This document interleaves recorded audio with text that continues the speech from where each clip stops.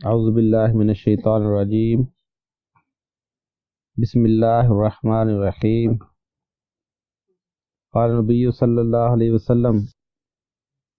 موضع صوت فی الجنت خیر من الدنیا وما فیہا ولغدوۃ فی سبیل اللہ او روحۃ خیر من الدنیا وما فیہا۔ صحیح بخاری کتاب الرقاق، اس میں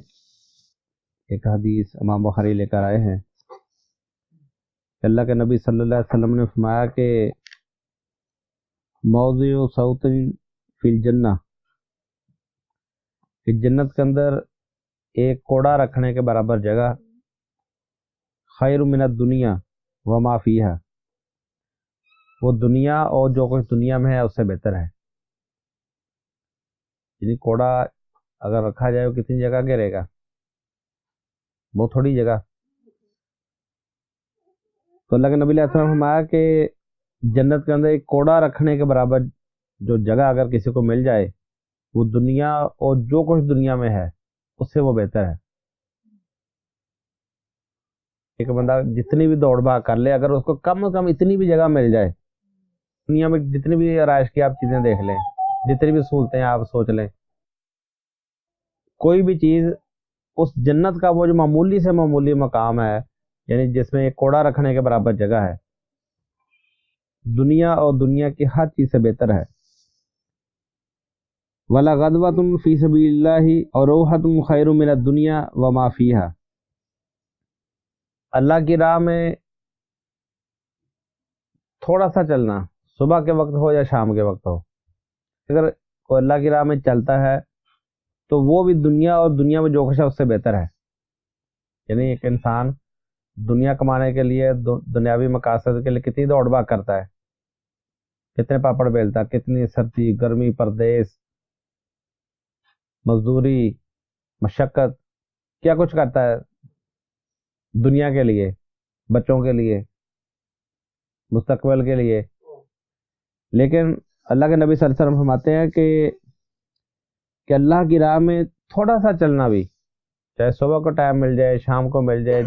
جتنا بھی کسی کو وقت مل جائے، تو اللہ کی راہ میں تھوڑا سا بھی جو چلنا ہے، چاہے وہ علم حاصل کرنے کے لیے ہے، چاہے وہ اللہ کے دین کو پھیلانے کے لیے ہے۔ یعنی آپ دیکھیں کہ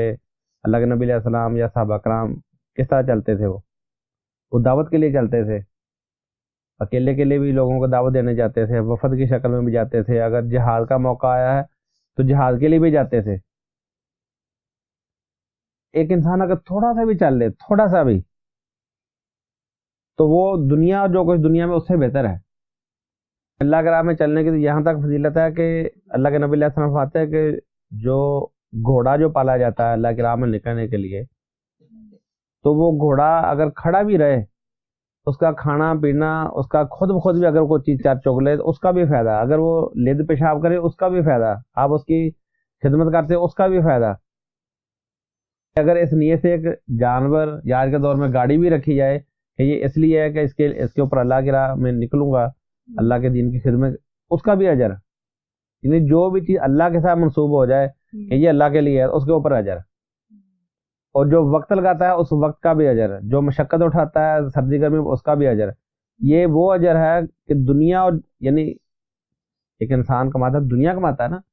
دنیا میں ایک انسان کہتا ہے میری لاکھ روپے تنخواہ ہے، 2 لاکھ روپے آمدن ہے، 1 کروڑ روپے آمدن ہے، چلو ایک بندہ ایک پورے ملک کا بادشاہ بن گیا، وزیر بن گیا، صدر بن گیا۔ ایک انسان جتنی بھی مشقت کر لے، اس کا صلہ اس کو کتنا بھی کیوں نہ مل جائے، وہ چاہے بل گیٹس کیوں نہ بن جائے، لیکن جو اللہ کی راہ میں تھوڑا سا بھی وقت لگا ہے اور اس کا جو ملنے والا صلہ ہے، کل اس کا ملنے والا بدلہ اور اجر ہے، وہ اللہ تعالیٰ فرماتا ہے کہ اس دنیا میں بل گیٹ نے جتنا کمایا، اس پوری دنیا میں جو کچھ جتنے بھی خزانے اگر اکٹھے کر لیے ہیں، تو وہ اللہ کی راہ میں ملنے والا صلہ اس سے بہتر ہے، کیونکہ وہ اللہ کی راہ میں لگا۔ اس کے بعد امام بخاری ایک اور حدیث لے کر آئے ہیں جس میں وہ بیان کرتے ہیں کہ رسول اللہ صلی اللہ علیہ وسلم نے فرمایا، اس طرح فرمایا کہ عبداللہ بن عمر رضی اللہ عنہما فرماتے ہیں کہ اخذ رسول اللہ صلی اللہ علیہ وسلم بمنکبی، وہ کہتے ہیں کہ رسول اللہ صلی اللہ علیہ وسلم نے میرے دونوں کندھوں کو پکڑ کر، جیسا سامنے بٹھا کے دونوں کندھے پکڑ کے کسی کو بالکل بات سمجھائی جاتی ہے، جس طرح بچے کو سمجھائی جاتی ہے، وہ کہتے ہیں کہ میرے دونوں کندھے پکڑ کر یہ بات مجھ سے کہی، اور کیا کہا؟ فقال کن فی الدنیا کانک غریب او عابر السبیل، تو دنیا کے اندر اس طرح رہ جس طرح کوئی پردیسی ہے یا راہ چلتا مسافر۔ دنیا میں رہنے کا طریقہ بتایا جا رہا ہے کہ دنیا میں اگر رہنا ہے نا، یہ کوئی دل لگانے والی جگہ نہیں ہے کہ ایک انسان اس طرح رہے کہ جس طرح میں نے یہیں پہ ہی رہنا ہے، مجھے پیدا ہی یہاں رہنے کے لیے کیا گیا ہے۔ نہیں، یہاں رہنے کے لیے تو پیدا ہی نہیں کیا گیا، یہ تو امتحان ہے، پیدا کیا گیا ہے امتحان کے لیے اور منزل کوئی اور ہے، تو لہذا اتنا ہی دل لگاؤ، اتنی اس کے لیے محنت کرو دنیا کے لیے جتنا یہاں پہ رہنا ہے۔ عبداللہ بن عمر رضی اللہ عنہ فرماتا ہے کہ رسول اللہ صلی اللہ علیہ وسلم نے میرے دونوں کندھے پکڑ کر مجھے یہ بات سمجھائی کہ کن فی الدنیا کانک غریب او عابر السبیل، کہ دنیا کے اندر اس طرح رہ جس طرح کوئی پردیسی ہوتا ہے یا راہ چلتا مسافر، یعنی ایک انسان پردیس میں رہتا ہے۔ آپ دیکھیں کہ یہاں سے لوگ دوسرے ملکوں میں جاتے ہیں کام کے لیے، 2 سال کا ویزا ہوتا ہے، 5 سال کا ویزا ہوتا ہے، تو وہ وہاں پہ نہ تو پراپرٹیاں بناتا ہے، نہ وہاں پہ وہ محل کھڑے کرتا ہے، نہ وہ بہت زیادہ کوئی رہائشی سامان اکٹھا کرتا ہے۔ اس کو پتا ہے کہ میں 2 سال رہ کے واپس آ جاؤں گا، سال رہ کے واپس آ جاؤں گا، زیادہ 5 سال رہ کے واپس آ جاؤں گا، وہ اتنا ہی سامان وہاں پہ رکھتا ہے جتنا 5 سال کے اندر استعمال ہو جائے، یا اگر چھوڑ کے بھی آنا پڑے تو اس کا دل نہ دکھے۔ تو لہذا میں کہ جس طرح کوئی پردیسی ہوتا ہے اس طرح دنیا کے اندر رہو، یا پھر جس طرح کوئی راہ چلتا مسافر ہے، ایک انسان سفر پہ نکلتا ہے تو سفر میں وہی بنیادی چیزیں رکھتا ہے جتنی وہ آسانی سے اٹھا بھی سکے، اتنا زیادہ راہ اپنے ساتھ نہیں رکھتا کہ وہ سامان ہی اس کے لیے وبال جان بن جائے۔ نہیں، وہ اگر چیزیں رکھے گا تو بہت تھوڑی سے تھوڑی چیز رکھے گا، ہلکی سے ہلکی چیز رکھے گا، کم سے کم چیز رکھے گا جو بالکل ضروری ہے، جس کے بغیر گزارا نہیں۔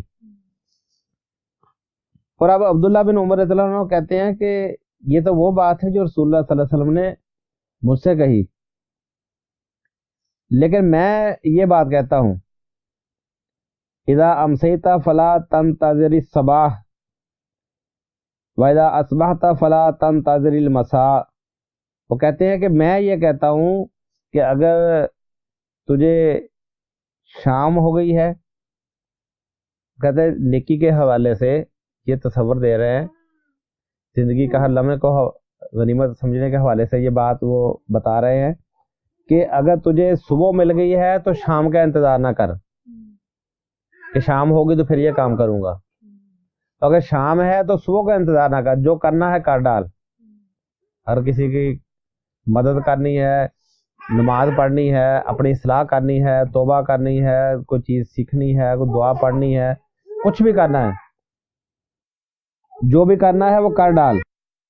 یعنی صبح ہو تو شام کا انتظار نہ کر، شام ہے تو صبح کا انتظار نہ کر۔ وَخُذْ مِنْ صِحْتِكَ لِمَرْضِكَ وَمِنْ حَيَاتِكَ لِمَوْتِكَ، اپنی صحت کو مرض سے پہلے غنیمت جانو اور اپنی زندگی کو موت سے پہلے غنیمت جانو۔ یہ نہیں کہ انتظار نہ کرو کہ بوڑھے ہو کے یہ کام کرنا ہے، جو صحت کا موقع مل گیا اس کو غنیمت جانو، اگر زندگی ہے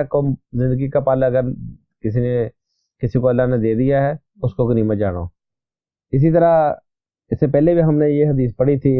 کہ جس میں اللہ کا رسول صلی اللہ علیہ وسلم فرماتے ہیں کہ نعمتان مغبون فیہما کثیر من الناس الصحت والفراغ، کہ لوگوں کی اکثریت جو ہے وہ 2 نعمتوں کی بہت ناقدری کرتی ہے، الصحت والفراغ، صحت کی اور فراغت کی، یعنی صحت ہے تو صحت کو غنیمت نہیں جاننا، فراغت ہے فراغت کو غنیمت نہیں جاننا، جب شدید مصروف ہو جانا، جب شدید بیمار ہو جانا، پھر اس کو اللہ توبہ بھی یاد آ رہی ہے، پھر اس کو بہت سارے نیکی کے کام بھی یاد آ رہے ہیں،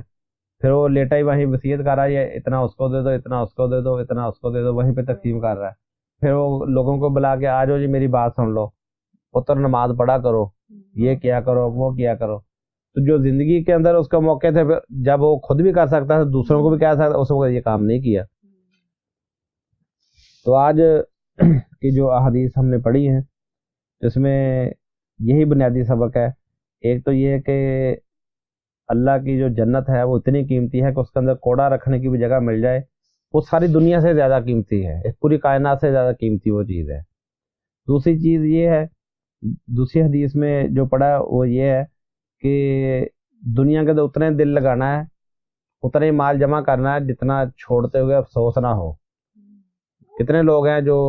ساری زندگی جمع کرتے رہتے ہیں، یہاں جا کے اپنی صحت بھی برباد، رشتہ دار بھی چھوڑ دیتے ہیں پیسے کی خاطر، رشتہ دار بھی سارے چھوڑ دیے، صحت بھی برباد کر لی۔ جب سارا کو جمع ہو گیا، فائدہ اٹھانے کا وقت آیا، پتہ چلا کہ بیماریاں اتنی اکٹھی ہو گئی ہیں کہ نہ تو اب وہ اپنی مرضی کا کھا سکتا ہے، نہ پہن سکتا ہے، نہ وہ جو قیمتی گاڑی اس کے اوپر بھی سفر کر کے کہیں نہیں جا سکتا۔ تو اس لیے فرمایا کہ جو بھی لمحہ ہے اس کو قیمتی جانتے ہوئے اس کو اللہ کی راہ میں استعمال کر لو۔ اللہ تعالیٰ ہمیں اس پر عمل کرنے کی توفیق عطا فرمائے۔ سبحانک اللہم و بحمدک لا الہ الا انت استغفرک و اتوب الیک۔